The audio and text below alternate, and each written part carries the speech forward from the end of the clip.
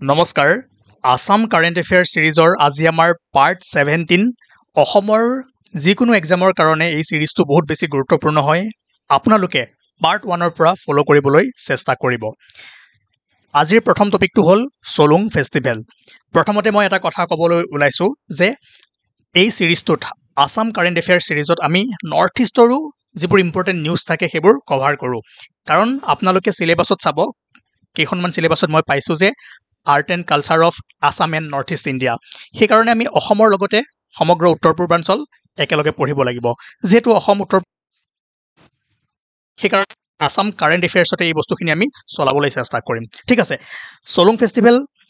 এইটো অৰুণাচলৰ আদি ট্ৰাইবে চেলিব্ৰেট কৰে মনত ৰাখিব যে time of celebration usually in the first week of September nature of the festival এগ্ৰ'ভেজ festival connected with cultivation fertility and prosperity question কেনেকৈ আহিব পাৰে যে কোনটো ট্ৰাইবে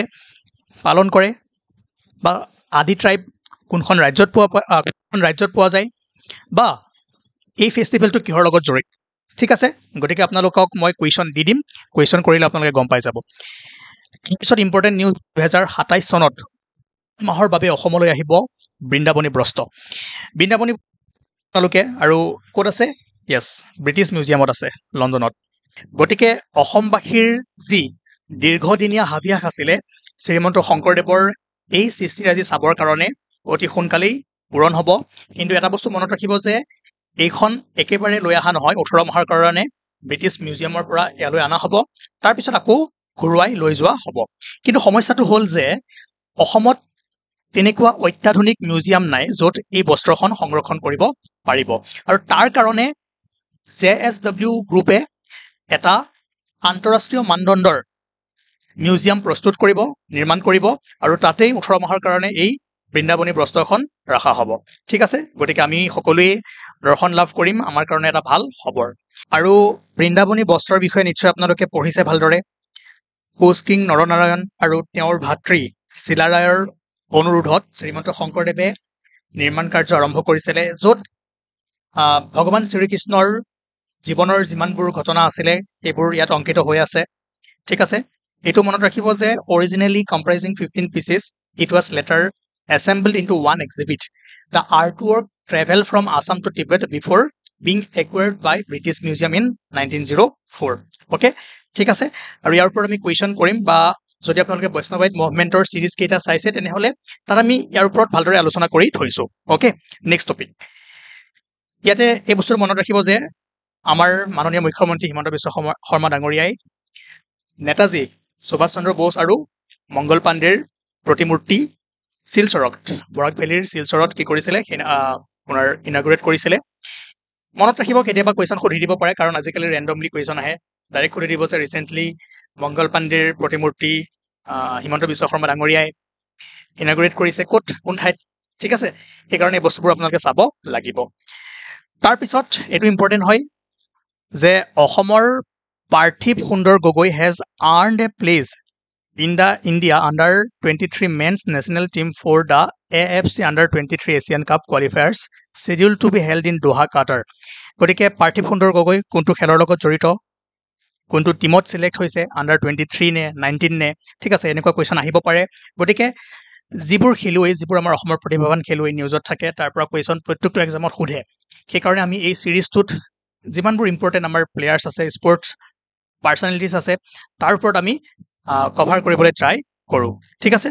আৰু তেওঁৰ যদি কোনটো পজিশ্যনত খেলে কি কৰে এইখিনিও যদি জানিব মন আছে আপোনালোকে ইয়াতে চাই ল'ব পাৰে অ'কে তাৰপিছত আজিৰ আমাৰ শেষৰটো টপিক হ'ল যে শেষৰটো নহয় আৰু এটা আছে ইয়াত হ'ল যে ভূপেন হাজৰিকাৰ সমাধি ক্ষেত্ৰ ৰিনেম কৰা হৈছে এতিয়াৰে পৰা সমন্বয় ক্ষেত্ৰ হিচাপে জনা যাব এই সমাধি ক্ষেত্ৰ 2011 চনৰ নৱেম্বৰ মাহত নিৰ্মাণ কৰা হৈছিলে ঠিক আছে আৰু আপোনালোকে এইটো মনত ৰাখিবলৈ ট্ৰাই কৰিব তাৰপিছত খনিকৰ পুথি এইখনো নিউজত আছিলে খনিকৰ পুথিৰ বিষয়ে আপোনালোকে অলপমান ইনফৰমেশ্যন লওক যে it is to be mention that Khanikar Puthi is A combination of Kirtan Ghosha written বাই মহাপুৰুষ শ্ৰীমন্ত শংকৰদেৱ এণ্ড নাম ঘোষা ৰিটেন বাই মহাপুৰুষ মাধৱদেৱ ঠিক আছে খনিকৰ পুথিখন কি হয় কীৰ্তন ঘোষা আৰু নাম ঘোষাৰ কম্বিনেশ্যন হয় কীৰ্তন ঘোষা কোনে লিখিছে নাম ঘোষা কোনে লিখিছে এইটো আপোনালোকে জানে আৰু এই কীৰ্তন পুথিখনৰ নাম এই পুথিখনৰ নাম খনিকৰ পুথি কেতিয়াৰ পৰা হ'ল যেতিয়া মানে অসম আক্ৰমণ কৰিছিলে সেই সময়ত এই পুথিখন খনিকৰ নামৰ এটা পৰিয়ালত ঠিক আছে it is believe that Puthi came to be the family during the Maan aggression okay আৰু এইটো মনত ৰাখিব যে the book is called Khanikar Puthi because of the Puthi is being kept by the Khanikar family of the Khanikar village of Misamora Mouza in Golaghat district 12 kilometre of Dergaon town okay কেতিয়াবা সুধি দিব পাৰে যে খনিকৰ পুথিৰ বিষয়ে 3টা ষ্টেটমেণ্ট দি দিলে কোনকেইটা কাৰেক্ট হয় কোনকেইটা ইনকাৰেক্ট হয় আহিলে ইয়াৰ ভিতৰতে আহিব হ'ব তাৰপিছত দুটা কুৱেশ্যন দিছোঁ আপোনালোকক প্ৰেক্টিছৰ কাৰণে প্ৰত্যেকজনে কৰক যে which of the following is the correct ascending order of population of the tribes of Assam as per 2011 census আৰু ইয়াতে দিয়া আছে match the following Indian science institution in list 1 with their year of establishment ঠিক আছে আশা কৰোঁ প্ৰত্যেকজনে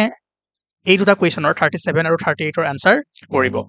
আৰু এটা ইম্পৰ্টেণ্ট টপিক আছে কিন্তু আজি আমি ইয়াক কভাৰ নকৰোঁ এইটো অলপমান আমি বুজিব লাগিব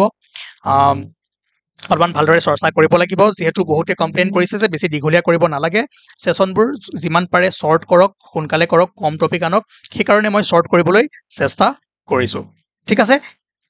যিখিনি আছে আমি নেক্সট সেশনত মানে কভাৰ কৰিবলৈ ট্ৰাই কৰিম থেংক ইউ আৰু আমি আকৌ লগ পাম যদি আপোনালোকে কিবা জানিব বিচাৰে তেনেহ'লে কমেণ্ট ছেকশ্যনত দিয়া নম্বৰত কণ্টেক্ট কৰিব পাৰে